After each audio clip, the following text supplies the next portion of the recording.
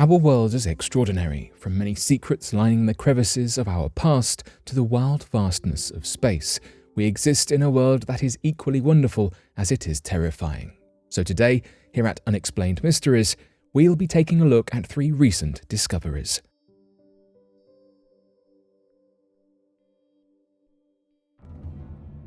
Zahi Hawass claims that he has found the tomb of Queen Nefertiti. Ancient Egypt was a place of fascination and wonder. Many secrets lie in the wake of Egypt's past. Now, a famous Egyptologist has declared he's allegedly found Queen Nefertiti's final resting place. Zahi Hawass worked as the Minister of State Antiquity Affairs in Egypt prior to this project. Hawass, with a group of Egyptian archaeologists, excavated a location in the Valley of the Kings, Luxor. It's been said that King Tutankhamun's amulets were discovered there. Since beginning their excavation, the team located various mummies which they could not identify, one of which Hawass vehemently believes to be the body of Queen Nefertiti. According to Hawass, we already have DNA from the 18th dynasty mummies, from Akhenaten to Amenhotep II or III, and there are 2 unnamed mummies. There is also the mummy of a 10-year-old boy. If that child is the brother of Tutankhamun and the son of Akhenaten, the problem posed by Nefertiti will be solved. The ancient Egyptian queen did not rule alone. Her husband, Amenhotep IV, was the reigning pharaoh. It was Amenhotep IV who altered the religious path of Egypt, from religious polytheism to sole devotion to the sun god Aten. Amenhotep even changed his own name to Akhenaten to reflect his religious devotion. The name meant beneficial to Aten. After Amenhotep's death, however, Egypt's prior religious culture returned to normal. The Akhenaten monuments to Aten were promptly demolished in an attempt to remove that chapter from Egypt's past, and the pharaoh was unnamed in manuscripts from then on. The exact whereabouts of his and Nefertiti's deaths and burials were either hidden, destroyed, or never noted. Hawass claims, "I am still looking for 2 things, Nefertiti's grave and her body. I really believe that Nefertiti ruled Egypt for 3 years after Akhenaten's death, under the name Smenkhare." Hawass isn't the first archaeologist to claim to have found the elusive queen's remains. Nicholas Reeves, another archaeologist, declared that he believes Nefertiti's remains lie somewhere in King Tutankhamun's enormous tomb in a hidden compartment not yet discovered, despite the tomb having been investigated since 1922 when it was initially found. Egypt's Ministry of Culture refused to acknowledge Reeves's finding, along with another claim from the early 2000s, which proposed that one of 3 unidentified mummies discovered in the tomb of Pharaoh Amenhotep II was Nefertiti. In light of his claims, Hawass has had various critics, historians and archaeologists disputing his allegations. Bassam al-Shamar, a fellow Egyptologist, stated that Hawass is unlikely to discover the remains of the Egyptian queen because of religious and political reasons, most notably among which is the enmity with the priests of Amun-Ra, with her husband Akhenaten called for worshipping the god Aten and she supported him. Al-Shamar also claims that there are many hurdles to the discovery of Nefertiti's tomb, given her mysterious life about which only a little was revealed. Our galaxy could be evaporating. Our galaxy, as colossal and as infinite as it is not eternal. At the very least, almost everything we know eventually comes to an end. Stars especially are bound to die. Once a star devours all the hydrogen within its core, a process that takes millions or billions of years, it explodes and transforms into a supernova. The remainder becomes either a terrifying, all-consuming black hole or a neutron star. Black holes and neutron stars are stealthy. Scientists struggle to discover them as they hide in plain sight.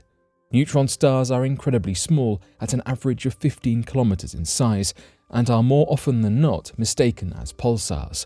It's twice as tricky to uncover black holes because they don't radiate any light and can be mistaken for microquasars. Usually, we only know they're there because of gravitational distortions. Scientists investigated the number of stars scattered across the Milky Way and how stars might interact with one another, especially the remains of dead stars with live ones. The remains of dead stars, sometimes referred to as graveyard stars, are significantly older than even the Milky Way itself. These star remains have seemingly moved their orbits around as centuries passed. Their general distribution is 3 times thicker than the Milky Way. There is a plentitude of them. Most stars have at least one dead star within roughly 100 light-years from them, and yet they are hidden by a blurred veil, making them challenging to notice. However, as research has continued, they found that many of these dead stars have disappeared from our galaxy altogether. The model the scientists made revealed that when stars interact, dead stars appear to speed up significantly, making them effectively fly out of the Milky Way. Those involved with the research have described it as the galaxy evaporating, or in other words, losing these remnant stars and thinning out the overall mass of the Milky Way. Small star clusters are known to evaporate in a similar manner. However, due to its sheer size, scientists didn't expect the galaxy to also do this. The closest dead star to our Sun is estimated to be 65 light-years from our solar system. We've got a celestial spirit haunting us, and we never even knew it. Dinosaur asteroid created 2 miles high tsunami. 66 million years ago, the dinosaurs perished due to a colossal asteroid that crashed into our planet's surface. Research shows that the asteroid which caused mass extinction created a powerful and strong tsunami that reached 2 miles in height. It's believed that the tsunami could have swallowed up half the Earth, wreaking mass devastation on the land. Evidence has been found to suggest the asteroid impacted the Yucatan Peninsula of Mexico, where the tsunami was triggered. 100 sites across the globe were searched, all of which held proof of this great tsunami from millions of years ago. According to the University of Michigan's Molly Range, the leading researcher of this study, this tsunami was strong enough to disturb and erode sediments in ocean basins halfway around the globe. The existence of the tsunami was first implied at the American Geophysical Union in 2019, and ever since, investigations and research have been conducted. Molly Range and her team traversed the path of the asteroid. They measured the estimated asteroid's size and made a model after it. The model of the asteroid was 14 kilometers across and sped down towards the Earth at a pace of 27,000 miles per hour, which surpasses the speed of sound. Birds are direct ancestors of dinosaurs and were the only species lucky enough to survive the colossal extinction event. Roughly 3/4 of all life forms on the planet perished as a result. It's truly a miracle anything survived at all. An asteroid can cause much strife. They can cause infernos across the Earth, so boiling hot that they're able to cook creatures to a crisp merely by touching them, and create acid rain in the atmosphere.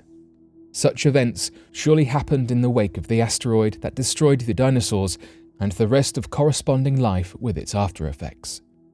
In December of 2004, a huge tsunami caused by an earthquake in the ocean impacted India on a major scale, leaving 230,000 people dead. The tsunami that occurred 66 million years ago was thought to have been 30,000 times as intense, according to Molly Range's study. The asteroid that crashed into our planet formed a massive crater 100 kilometers across. The impact thrust soot into the air near immediately. Only 2 minutes after the initial crash, it propelled a huge wall of water from the ocean into the sky, believed to have been precisely 2.8 miles high, and then fell back to the surface. Then, approximately 10 minutes later, the tsunami covered the surrounding land in a wave which consumed all in its path. An hour later, the tsunami engulfed the Mexican Gulf in its entirety and pushed even deeper inland. The tsunami kept going. Within a day, it traveled all the way to the Pacific and Atlantic. It even joined the Indian Ocean. 2 days after the asteroid hit Earth, the tsunami which preceded it affected almost every coast on the planet. Researchers discovered rock deposits linked to this event in the islands of New Zealand, 7,500 miles from where the crater was.